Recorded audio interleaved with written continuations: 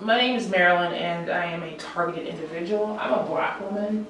Today is 8/2/2020, 10 a.m. I'm going to read one of my favorite books. But before I do that, I want to explain something that might happen. I'm a victim of remote electronic tagging. I'm a victim of mind control, and I'm a gang stalking victim. I'm a victim of illegal remote mind reading, and it's very toxic, violent, and aggressive. The majority of the people torturing me are black men. We are all slaves. If you are a targeted individual, you are in fact a slave. So if I make any mistakes reading, it's because many of the black males torturing me with misogynist hatred are telling me that I can't read. They're trying to interfere with my ability to free myself from white supremacy, which is gang stalking. So I'm going to read now. The Delectable Negro, Human Consumption and Homoeroticism Within U.S. Slave Culture. Vincent Woodard is the author, edited by Justin A. Joyce and Dwight A. McBride, forward by E. Patrick Johnson. Chapter 3, A Tale of Hunger Retold, Ravishment and Hunger in F. Douglass's Life and Writing, page 95. Frederick Douglass described slavery more eloquently than anyone else has, as a cannibalistic institution. In images striking and poetically resonant, he depicted slavery in the narrative of the life of Frederick Douglass, an American slave, as personified stern reality glaring frightfully upon us, its robes already crimson with the blood of millions, and even now feasting itself greedily upon our own flesh. Slave traders he thought of as human fleshmongers. In the context of Douglass's described slave owners cultivated consumption, hunger, and starvation at all levels of social interaction. If it was not Aunt Katie, the cook on one plantation, who was literally starving Douglass, then it was a master punishing a hungry slave for stealing molasses by making him drink gallons of it until he sickened, and gorged on the sweetness. Such examples proliferate in all of Douglass's works, including Narrative, 1845, My Bondage and My Freedom, 1855, and The Life and Times of Frederick Douglass, 1881. To my knowledge, little scholarly analysis exists of the culture of consumption depicted in Douglass's narratives. This is striking considering that in Douglass's narratives and in the slave narratives I discussed in previous chapters, such references abound, not to mention those slaves who were literally consumed, and the catalog of flesh cooking, consumption rituals, and habitual flesh taking that formed a part of the larger archive of consumption. Building on the findings of earlier chapters, I want to move beyond acknowledging and arguing for cannibalism as a social reality for the enslaved person to the particular ways that the male slave resisted and internally wrestled with this dominant hunger and appetite. In this chapter, I examine 3 different ways that Douglass wrestled with consumption as the hands of others and self, the 2 acts often occurring simultaneously. First, I examine how mental and emotional consumption coincided with coded instances of rape at the hands of an overseer. Sexual and spiritual consumption overlap, especially in Douglass's first 2 narratives, providing insight into how he understood sex, at least abusive sex, as one way white men attempted to consume him. Also, in this first section, I introduced the topic of incest, the most formative sexual encounters that shaped Douglass's life and structure his narratives have to do with the incestuous treatment of an aunt, his mother, and himself. This topic of incest takes on increased importance as Douglass attempts throughout his life to work through sexually laden kinship ties with white men. Now, I want to give an example how this is done in remote neural monitoring. And these black overseers for this white supremacist gang stalking network that's global, it's a neural weapon where your brain is trapped and encaged and everything is stolen out of it and sold. I get no profits, I make no money, and I was blocked from continuing my job as a CSR and an artist by these black perpetrators. They have had group orgies and masturbatory sessions with themselves as a group in the hive of synthetic telepathy, and have compulsively molested and raped my family while touching themselves. The white perps are also doing this to me. It's generally every night that they do this. They also feel my feelings from the past while they look at pornographic images of child pornography and adult pornography, humiliation, murder, and this is while they are touching their black penis. This is all true, and this is a slave trade. It still exists. Okay, I'm going to continue to read. The second thing I consider is a condition of mother hunger that characterized much of Douglas's life. The fear of social consumption, the hunger for family, for civilized lineage, for safety, physical satiation, and for paternity showed up often in Douglas's writing as mother hunger. Even in his relationships with white authoritative figures and heads of state, this mother hunger emerged as erotic desire, affection, and the need for care and intimacy. Now, many targeted individuals, and this is not from the book, I'm speaking about the experience of being targeted, we're isolated from our parents and our family, and we tend to long for our mothers. I often do. I often think of her safety because she is also a slave of gang stalking. Okay.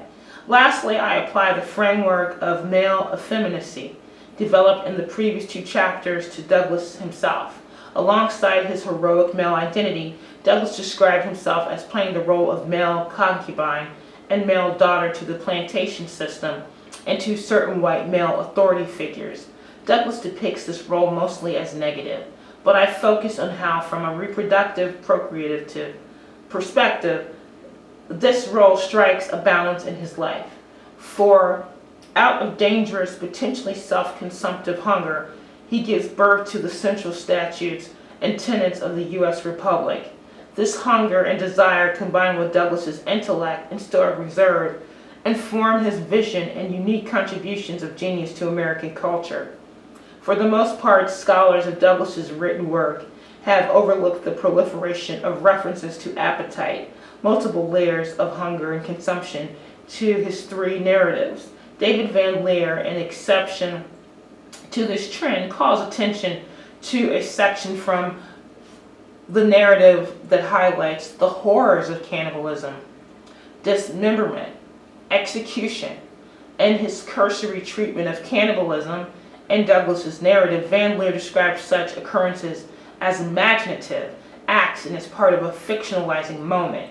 In Douglas's text, importantly, rather than treating Douglas's claims as real, Van Leer metaphorizes and fictionalizes the race leader's observations. Van Leer's analysis textual and literary conventions, such as the Gothic and sentimental traditions, informing Douglas's style and choice of images. The deeper presumption underlying Van Leer's observations, and I believe fueling the inattention to this topic in Douglas's writing, is the notion that cannibalism has nothing to do with enlightenment, with myths of American progress, and with nation-making in the 19th century.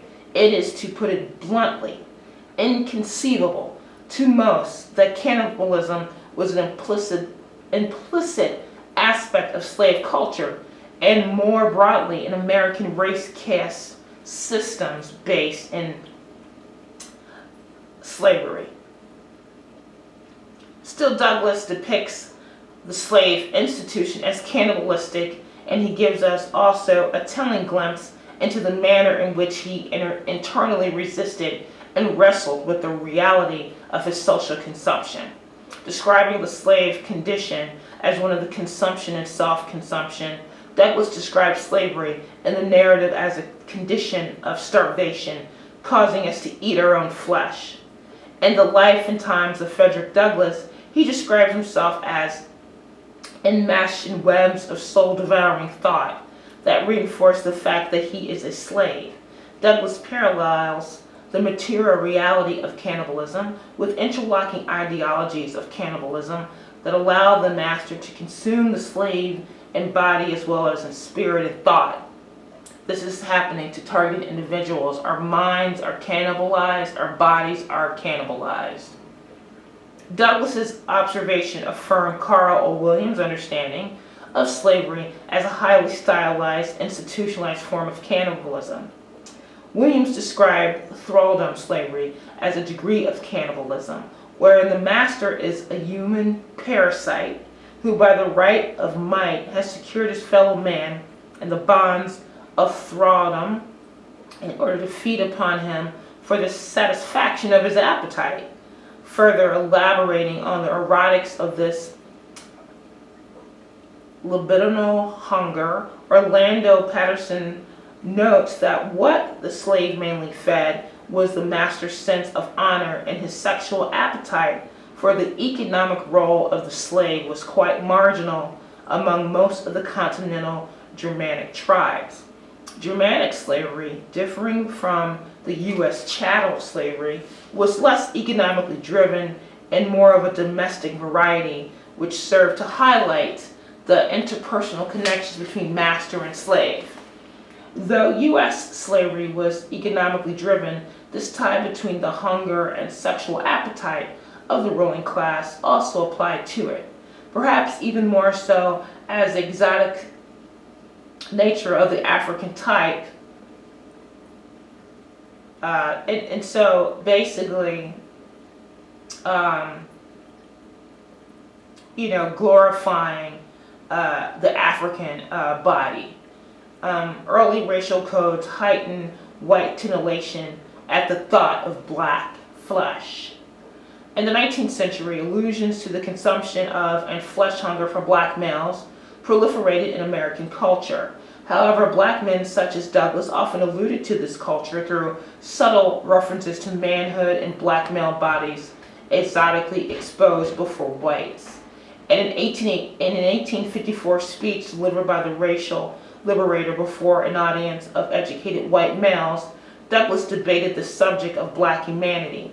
An ethnologist by the name of Mr. Grant, who was present at the meeting, distributed scientific statistics and studies as proof against the humanity of the Negro. A master elocutionist, Douglas used the stark example of himself, his powerful rhetorical capabilities, his face, and his entire physical conformation to refute Grant's argument. Turning to the assembled audience, he demanded of them, "You judge between me and that gentleman, Mr. Grant. Am I a man?" This exchange, and especially Douglas's closing reference to his manhood, calls to mind a more notorious consternation over gender that occurred the following year in 1851. My reading is very poor at this point, and I wanted to tell the people that are listening, there are many pedophiles that are gang stalking me. These are people that have been arrested for child abuse, and I've given their names in other videos on my YouTube channel. Most of them have molested children. They live in Dayton, Ohio, and these black men have molested children compulsively and have engaged with their family, in fact, in child pornography. So this is what a gang stalker basically is. So they're telling me that I can't read, so they're interrupting my ability to read and think. They do this 24 hours a day. Okay, according to Dana Gage's synopsis of the Ohio Women's Rights Convention, Sojourner Truth Tower had a commanding air about her and consistently drew attention to the problem and plight of black womanhood through her oft-repeated question, "Aren't I a woman?" Cognizant of the biblical arguments against black humanity, Truth used references to biblical women to authorize her voice and the fact that she could labor as much as any man, to reset the premium of the burden and the labor of black females. On a separate occasion, at a meeting Truth convened in Indiana in 1858, the female itinerant preacher found herself challenged outright as a man and not a woman. Before removing herself backstage to undergo a breast exam by white women present at this event, Truth masterfully exposed the undercurrent of sexualization, incest, and the desire for access to black female bodies that was fueling her accusers. She invented them to suck at her breasts, offered to reveal her bosom before all persons assembled, and compared the men present to white babies sucking at the breast of a plantation nursemaid. Importantly, Truth's references to suckling, tasting, and ingesting allude to the social consumption of the black female caregiver. Issues of sexual access, physical exposure, and rape also informed Douglas's presentation, but he deflected audience attention from the feminine exposure of his body, taking off his shirt to reveal his scars, by drawing their attention to the masculine display of his face, voice, and intellectual prowess, navigating through undercurrents of exposure, concealment, secrecy, and revelation. Douglas offers his visage and commanding posture as a standing accusation against the slaveholder fathers and their concealed sexual crimes. Douglas was well aware that whites, even abolitionist whites, took pleasure and gratification in seeing black bodies exposed. In My Bondage and My Freedom, he observes that John A. Collins, general agent of the Massachusetts Anti-Slavery Society, would often introduce him as a graduate from the peculiar institution with my diploma written on my back. He found himself consistently referred to as a brand new fact, property, chattel, and a thing by abolitionists. Collins and others would habitually caution Douglas against speaking with too much education in his voice. Better have a little of the plantation manner of speech than not, they chided. 'Tis not best that you seem too learned. The irony of having to speak in this manner from the so-called slave body is that the most visceral truths pertaining to consumption and sexual maltreatment remain obscured. White men did not have to own up to their subtle phallic references and anxieties and their desire for nurturing consumable black male phallic object. I will come back to this connection among black masculinity nurturing a white male appetite as it recurs in Douglas's relations with white men. Okay, and I'm going to share about targeting. When we're in the shower naked, they can see. They can also see your body and the insides and everything about you because the neural weapon allows it. So you're totally violated. Everything about your body is exposed to the white supremacist network of gang stalking and the black overseers that participated. So as black TIs in particular, this is much worse than the typical transatlantic slave trade. They have full access to your mind.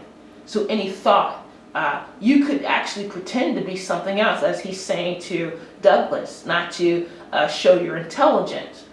This could have been some kind of defense. And often the black perpetrators in the gang stalking network that are in the hive with me, they want me to sound less educated. They want me to be less educated. They don't want me to be to show my wealth and my intellect and my beauty. They want me to humble myself to them so therefore they can look more strong and appeal to the white slave master. The naked, unintelligible slave body served as fodder. Now I'm reading this book. For the white imagination, it allowed whites to entertain the idea of the Negro as the lady of races, as passively subject to the more aggressive will and ways of the European. It also reinforced the idea of the slave as infantile. In relationship to abolitionist William Lloyd Garrison, Douglas wrote that he stood something like that of a child to a parent, which harkened back to Douglas's infantile relationships to cruel parental plantation masters. I placed Douglas alongside Truth as a way of illuminating how they each had to negotiate an idea of black humanity linked ideologically and historically to issues of gender variance, sexual homosexual abuse, white appetite, and incestuous kindred relationships to white masters and their plantation progeny. In contrast to Truth, Douglas and black men in general dealt with such issues through diversion. They drew attention away from their bodies and their sexuality. Am I a man? Aren't I a Woman? I'm going to stop and talk again. There's two sodomites that are gang stalking, and I'm not going to give their names right now. They are providing sexuality for the whites and the hive. They're submissive, and they have dominated the females that are terrorists. And many of the males, they have replaced the female with their gay self. Okay, I will continue to read.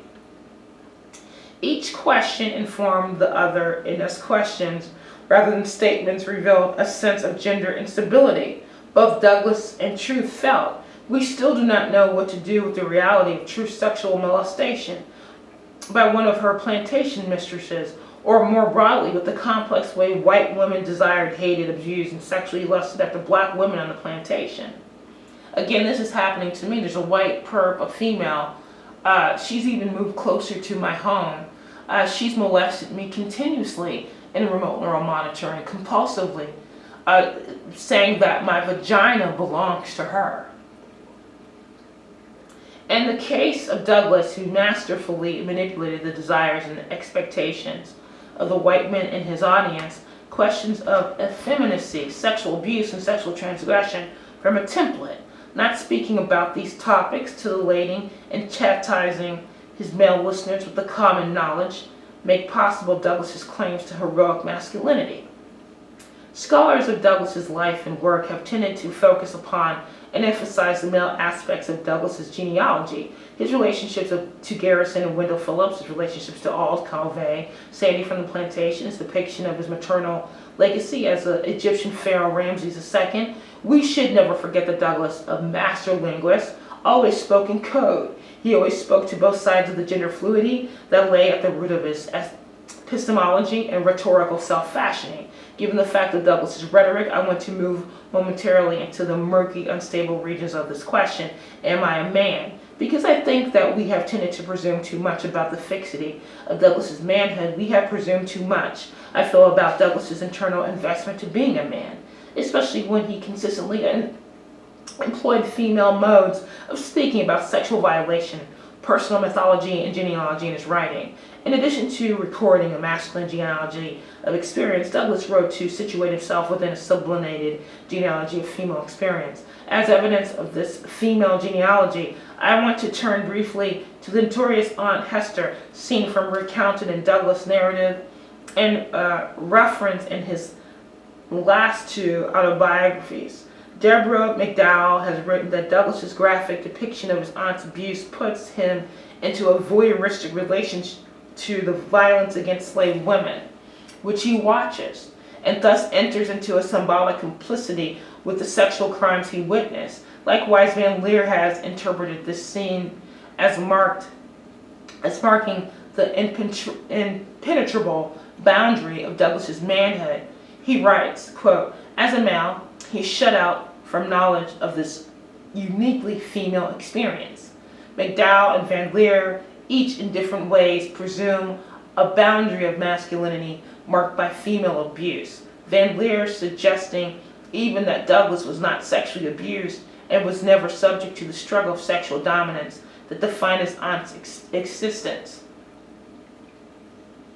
While I do want to dismiss valid points that do speak to Douglas's overt self-fashioning and performing of masculinity for his reader, I want to insert a third reality, and that is that Douglas narrates Hester's graphic abuse because he intimately understood it and because it was the only way that he could reference his own struggles over sex, against sexual consumption, and against the master's quest for sexual dominance over the male slave body.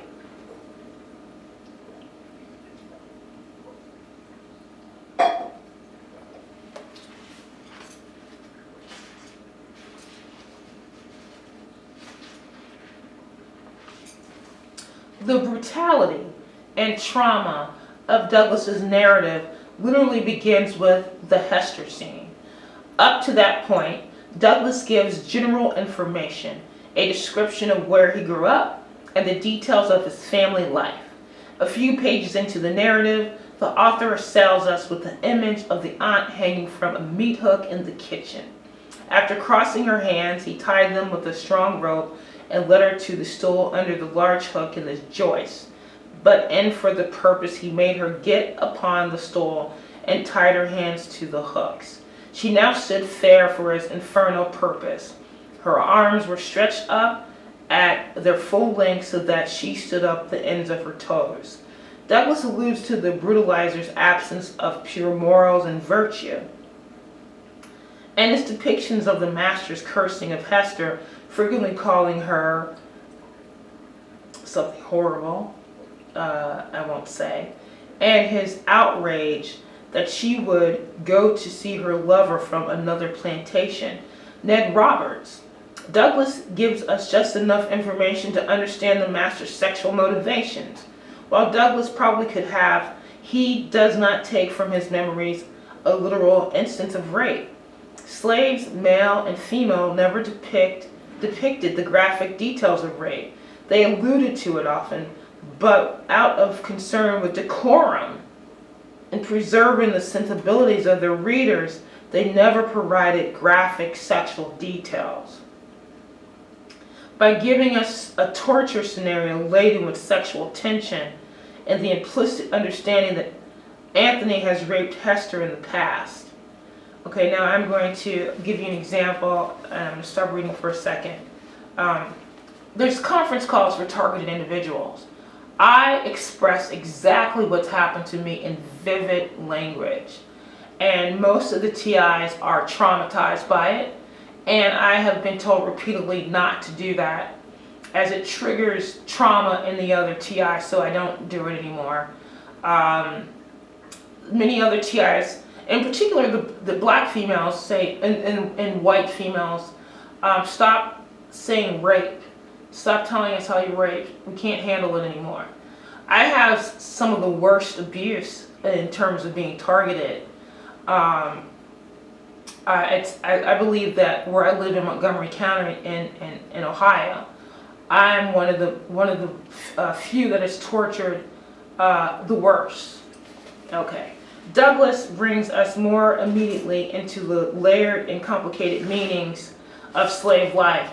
In this world, physical brutality is often informed by sexual violence and the dynamics of sexual domination.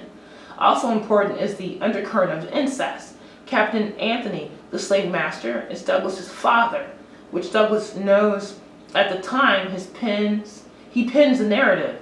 It is possible that Anthony's father raped Hester's mother, resulting in a kinship tie between the captain and Hester. Her noble form of graceful proportions, unparalleled among the colored or white women of the neighborhood, alluded to her mulatto racial status. Douglas does not give enough details for the reader to know her exact parentage. One thing that we know from slave history, though, is that incestuous behavior on many plantations was generational, a pattern of behavior that the son learned from the plantation father or overseer. Hester may have had a blood tie to Anthony. She may have been the daughter of his father, his uncle, or some other male relative. If Hester and Anthony did share a blood tie, then the prospect of Douglas cowering in the closet, fearing that he too might undergo the same type of punishment, takes an added meaning. He is not just speaking a child's terrors, rather he is honing in on the ways that this dynamic of sex and brutality unveils in a dynamic of incest. Literally and metaphorically then, Hester embodies a female genealogy for Douglas, a genealogy characterized by the body so debilitated and abused that it cannot speak, by incestuous desire, by the ritual sport of abuse, by gender ambiguity, and most importantly, by the spectacle of white male appetite and hunger. It is no coincidence that Hester's beating takes place in the kitchen, and that Anthony, like the master who beat Henry Bibb's wife, seems as though he would rather paddle a female than eat when he was hungry. Hester is hung up on a meat hook. Her pulled blood and flesh particles commingle with the sight of food preparation, with the whole enterprise of feeding and sustaining life on the plantation. They murdered her in the kitchen.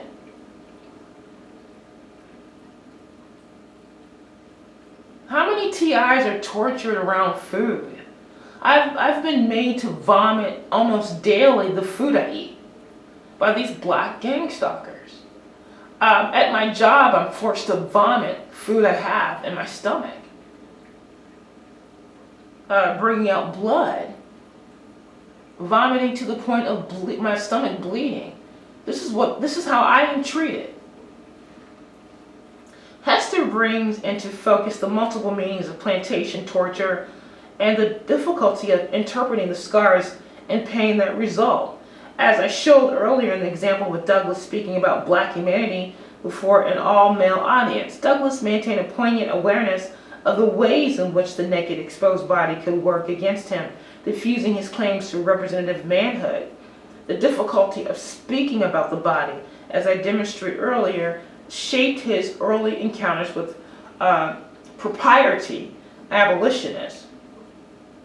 Early on in his public speaking career, Douglas refused abolitionists and the audience they generated access to his body.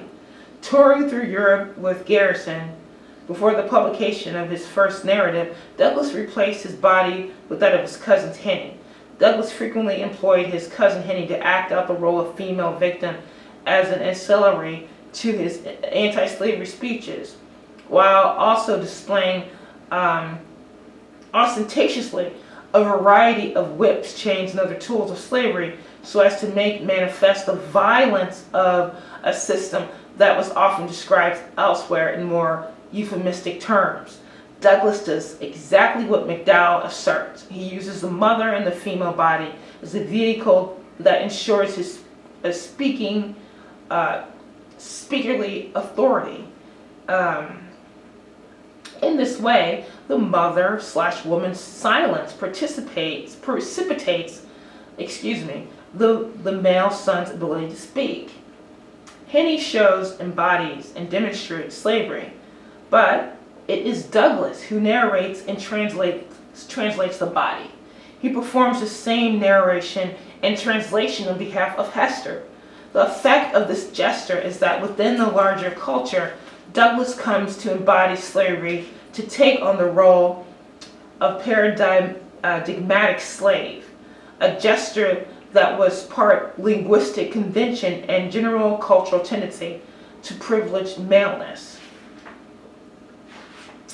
Douglas was not the only black male author from his time period to use black female sex and torture in this manner. Francis Foster notes that from William Wells Brown's character of Clotel to Alex Haley's Kizzy, our most frequent images of slave women are victims of illicit sexual intercourse and childless mothers. According to Foster, the reason black men gravitated to such depictions of black women during slavery and after is that the selling of children and the raping of women were actually events that, and the genre of the slave narrative defined women in terms of manners, morals, and motherhood. Anticipating McDowell's observations, Foster sees black men during slavery using female sex and abuse to foreground their manhood and natural paternal rights. Foster's observations show that Douglas's use of the black female was not an individual occurrence. Rather, it was symptomatic of a culture of 19th century black masculinity and slave narrative rhetoric. McDowell writes of a latent grammar operating beneath Douglas's descriptions of the mother. McDowell refers mostly to Douglas's effacing of his maternal legacy and using black maternal figures in his narrative to advance his claims to rugged individualism and self-made genius. While this is true, there is also another implication of this latent grammar, and that is that Douglas consistently writes of black female abuse and sexualization in order to locate the unspeakable dimensions of his own sex and embodied knowledge within this latent framework. As scholars, we have tended to read Douglas narratives at the levels of rhetorical performance, convention, and sign. If rhetoric is the cumulative effect of oration, then grammar parses the finer units and the even finer components of these that enable this effect. A grammatical reading of Douglas's life and work begs that we draw closer, paying greater attention to mechanics, to details of body, proximity, nuance, subterfuge, and male and female modes of speaking. Taking the idea of grammar literally, we should know that it is from women, such as Sophia Yu, and Douglas first gains the rudimentary structure of the language. She teaches him the letters of the alphabet, to spell words of 3 or 4 letters, and to pronounce words from the Bible. It is her husband, Mr. Yu, who breaks in on this opportunity for Douglas and forbids his wife to continue instruction.